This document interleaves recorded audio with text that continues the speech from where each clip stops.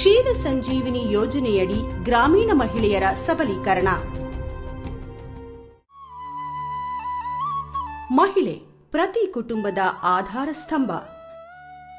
ಸಮುದಾಯಗಳ ಹೃದಯ ಬಡಿತ ಈ ಮಹಿಳೆ. ಕುಟುಂಬದ ಹಸಿವು ನೀಗಿಸುವ ಅನ್ನಪೂರ್ಣೆ ಈ ಮಹಿಳೆ. ಕುಟುಂಬದ ಪ್ರೀತಿ ಕಾಳಜಿಯಲ್ಲಿ ಮಹಿಳೆಗೆ ಸರಿಸಾಟಿ ಇಲ್ಲ. ಪ್ರತಿ ಕುಟುಂಬದ ಅನನ್ಯ ಶಕ್ತಿ ಈ ಮಹಿಳೆ ಎಂದರೆ ತಪ್ಪಾಗಲಾರದು. ಕುಟುಂಬ ನಿರ್ವಹಣೆಯ ಸಂಪೂರ್ಣ ಜವಾಬ್ದಾರಿಯ ಜೊತೆಗೆ ಕೃಷಿ ಕಾಯಕದಲ್ಲೂ ಮಹಿಳೆ ಸೈ ಎನಿಸಿಕೊಂಡಿದ್ದಾಳೆ. ನಮ್ಮ ಗ್ರಾಮೀಣ ಭಾರತದಲ್ಲಿ ಮಹಿಳೆಯರಿಗೆ ಅತ್ಯುನ್ನತ ಸ್ಥಾನಮಾನ ಹಾಗೂ ಗೌರವ ದೊರೆತಿದೆ. ಇಷ್ಟಾದರೂ ಸಹ ಬಡತನದಿಂದ ಬಳಲುತ್ತಿರುವ ಹಾಗೂ ಸಮಾಜದ ಕೆಳಸ್ತರದ ಸಮುದಾಯಗಳಿಗೆ ಸೇರಿದ ಅನೇಕ ಮಹಿಳೆಯರು ಅಸಮಾನತೆ, ತಾರತಮ್ಯ ಹಾಗೂ ಕೀಳರಿಮೆಗೆ ಒಳಗಾಗಿರುವುದು ಬೇಸರದ ಸಂಗತಿ. ಇಂತಹ ಮಹಿಳೆಯರು ಸುಸ್ಥಿರ ಜೀವನೋಪಾಯ ಕ್ರಮಗಳನ್ನು ಅನುಸರಿಸುವಂತೆ ಪ್ರೋತ್ಸಾಹಿಸುವ ಮೂಲಕ ಮಹಿಳೆಯರಲ್ಲಿ ಸ್ವಾವಲಂಬನೆಯನ್ನು ಮೂಡಿಸುವುದು ಅನಿವಾರ್ಯವಾಗಿದೆ.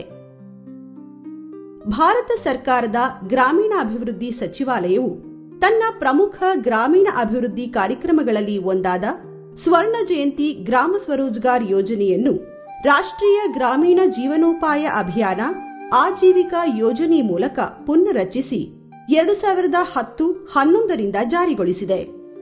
ಇದರನ್ವಯ ಕರ್ನಾಟಕ ರಾಜ್ಯ ಸರ್ಕಾರವು ಆಜೀವಿಕಾ ಯೋಜನೆಯನ್ನು ಕೌಶಲ್ಯಾಭಿವೃದ್ಧಿ, ಉದ್ಯಮಶೀಲತೆ ಮತ್ತು ಜೀವನೋಪಾಯ ಇಲಾಖೆಯ ಮೂಲಕ ಕರ್ನಾಟಕ ರಾಜ್ಯ ಗ್ರಾಮೀಣ ಜೀವನೋಪಾಯ ಸಂವರ್ಧನಾ ಸಂಸ್ಥೆ ಕೆಎಸ್ಆರ್ಎಲ್ಪಿಎಸ್ ಹಾಗೂ ಕರ್ನಾಟಕ ಹಾಲು ಮಹಾಮಂಡಳದ ಸಹಯೋಗದೊಂದಿಗೆ ಹೈನುಗಾರಿಕೆಯ ಮೂಲಕ ಗ್ರಾಮೀಣ ಮಹಿಳೆಯರಲ್ಲಿ ಆರ್ಥಿಕ ಹಾಗೂ ಸಾಮಾಜಿಕ ಸಬಲೀಕರಣ ಮೂಡಿಸುವ ಉದ್ದೇಶದಿಂದ ಕ್ಷೀರ ಸಂಜೀವಿನಿ ಎಂಬ ಮಹತ್ತರವಾದ ಯೋಜನೆಯನ್ನು ಏಪ್ರಿಲ್ 2014ರಿಂದ ಕರ್ನಾಟಕ ರಾಜ್ಯದಲ್ಲಿ ಯಶಸ್ವಿಯಾಗಿ ಅನುಷ್ಠಾನಗೊಳಿಸಿದೆ. ಗ್ರಾಮೀಣ ಪ್ರದೇಶದ ದುರ್ಬಲ ವರ್ಗದ ಮಹಿಳೆಯರ ಶ್ರೇಯೋಭಿವೃದ್ಧಿಗಾಗಿ ರಾಜ್ಯದಲ್ಲಿ ರಾಷ್ಟ್ರೀಯ ಜೀವನೋಪಾಯ ಅಭಿಯಾನ ಕಾರ್ಯಕ್ರಮವನ್ನು ಯಶಸ್ವಿಯಾಗಿ ಅನುಷ್ಠಾನಗೊಳಿಸಿದೆ. ಈ ಮೂಲಕ ಮಹಿಳೆಯರು ಸಾಮಾಜಿಕ, ಆರ್ಥಿಕ, ಶೈಕ್ಷಣಿಕ ಹಾಗೂ ರಾಜಕೀಯವಾಗಿ ಸಶಕ್ತರಾಗಲು ಒಂದಕ್ಕಿಂತ ಹೆಚ್ಚು ಜೀವನೋಪಾಯ ಚಟುವಟಿಕೆಗಳನ್ನು ಕಲ್ಪಿಸಿ ಅವರ ಆರ್ಥಿಕ ಸ್ಥಿತಿಯನ್ನು ಸುಧಾರಣೆಯತ್ತ ಕೊಂಡೊಯ್ಯುವಲ್ಲಿ ಪ್ರಮುಖ ಪಾತ್ರ ವಹಿಸುತ್ತಿದೆ. ಈ ಕ್ಷೀರ ಸಂಜೀವಿನಿ ಯೋಜನೆಯ ಪ್ರಮುಖ ಉದ್ದೇಶ ಅಂತ ಅಂದರೆ ಹೈನುರಾಸು ಖರೀದಿ ಹಾಗೂ ವಿವಿಧ ತರಬೇತಿಗಳು ಮತ್ತು ಗ್ರಾಮೀಣ ಮಟ್ಟದಲ್ಲಿ ಅರಿವು ಕಾರ್ಯಕ್ರಮಗಳನ್ನು ನಾವು ಮಾಡ್ತೀವಿ. ಹೈನುರಾಸು ಖರೀದಿಗಾಗಿ ಬಡ್ಡಿರಹಿತ ಸುತ್ತು ನಿಧಿಯನ್ನು ಪ್ರತಿ ಮಹಿಳಾ ಸದಸ್ಯರಿಗೆ ನಾವು ನೀಡ್ತೀವಿ. ಅದೇ ರೀತಿ ಅವರಿಂದ ಸಮಾನ ಕಂತುಗಳಲ್ಲಿ ಮರುಪಾವತಿ ತಗೊಂಡು ಮುಂದಿನ ಆದ್ಯತಾ ಗುಂಪಿನ ಮಹಿಳೆಯರಿಗೆ ಆ ಹಣವನ್ನು ನೀಡಿ ಹೈನುರಾಸು ಖರೀದಿನ ಪ್ರಕ್ರಿಯೆ ಮಾಡೋರಿಗೆ ನಾವು ಸಹಕಾರಿಯಾಗಿ ಭಾಗವಹಿಸ್ತೀವಿ. ಇದರಿಂದ ಪ್ರತಿನಿತ್ಯ ಅಂದಾಜು 20 ಲಕ್ಷ ಲೀಟರ್ ಹಾಲು ಉತ್ಪಾದನೆಯಾಗ್ತಾ ಇದ್ದು ಅದರಲ್ಲಿ ವಿಶೇಷವಾಗಿ ಮಹಿಳೆಯರಿಗೆ ಸರ್ಕಾರದ ಪ್ರೋತ್ಸಾಹಧನ 5 ರೂಪಾಯಿ ಸೇರಿ 7,26,00,000 ಪ್ರತಿನಿತ್ಯ ಮಹಿಳೆಯರ ಕೈ ಸೇರ್ತಾ ಇದೆ.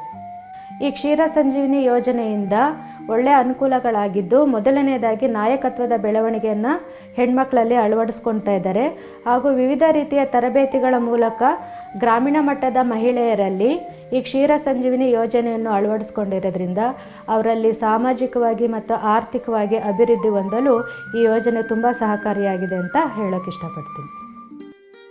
ಪ್ರಮುಖವಾಗಿ ಸ್ವಸಹಾಯ ಗುಂಪಿನ ಮಹಿಳೆಯರು ತಾವು ಉತ್ಪಾದಿಸುವ ಉತ್ಪನ್ನಗಳಿಗೆ ಮೌಲ್ಯವರ್ಧಿತ ಗುಣಮಟ್ಟ ಸುಧಾರಣೆಗಳೊಂದಿಗೆ ಸ್ಪರ್ಧಾತ್ಮಕ ಮಾರುಕಟ್ಟೆಯಲ್ಲಿ ತಮ್ಮ ಉತ್ಪನ್ನಗಳನ್ನು ಯಶಸ್ವಿಯಾಗಿ ಮಾರಾಟ ಮಾಡಬೇಕು. ಹೀಗಾಗಿ ಮಹಿಳೆಯರಲ್ಲಿ ಸೂಕ್ತ ಕೌಶಲ್ಯ ಹಾಗೂ ಜ್ಞಾನ ಹೆಚ್ಚಿಸುವ ನಿಟ್ಟಿನಲ್ಲಿ ನಿರಂತರ ಸಾಮರ್ಥ್ಯಾಭಿವೃದ್ಧಿ ತರಬೇತಿಗಳನ್ನು ನೀಡುವುದರೊಂದಿಗೆ ಅವರ ಮತ್ತು ಅವರ ಕುಟುಂಬದ ಜೀವನ ಮಟ್ಟವನ್ನು ಸುಧಾರಿಸಲು ಶ್ರಮಿಸಲಾಗುತ್ತಿದೆ.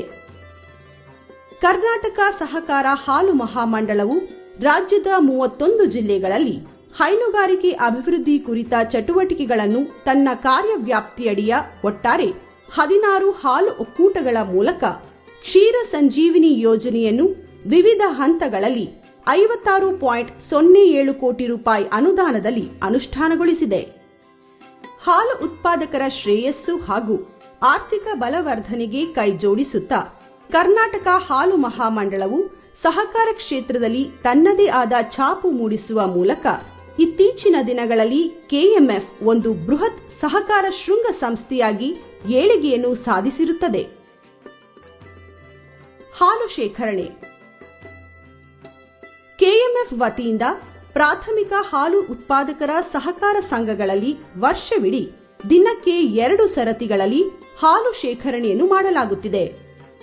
30/11/2024 ಅಂತ್ಯಕ್ಕೆ ಇದ್ದಂತೆ ಕರ್ನಾಟಕ ಹಾಲು ಮಹಾಮಂಡಳದ ಜಿಲ್ಲಾ ಹಾಲು ಒಕ್ಕೂಟಗಳ ದಿನವಹಿ ಸರಾಸರಿ ಹಾಲು ಶೇಖರಣೆ 90.89 ಲಕ್ಷ ಕೆಜಿಯಷ್ಟಿದೆ.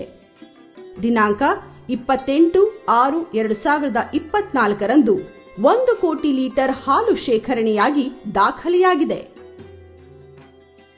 ಕರ್ನಾಟಕ ಹಾಲು ಮಹಾಮಂಡಳವು ಸಹಕಾರ ಹೈನೋದ್ಯಮದಲ್ಲಿ ರಾಷ್ಟ್ರ ಮಟ್ಟದಲ್ಲಿ 2ನೇ ಸ್ಥಾನ ಮತ್ತು ದಕ್ಷಿಣ ರಾಜ್ಯಗಳ ಮಟ್ಟದಲ್ಲಿ ಪ್ರಥಮ ಸ್ಥಾನದಲ್ಲಿರುತ್ತದೆ.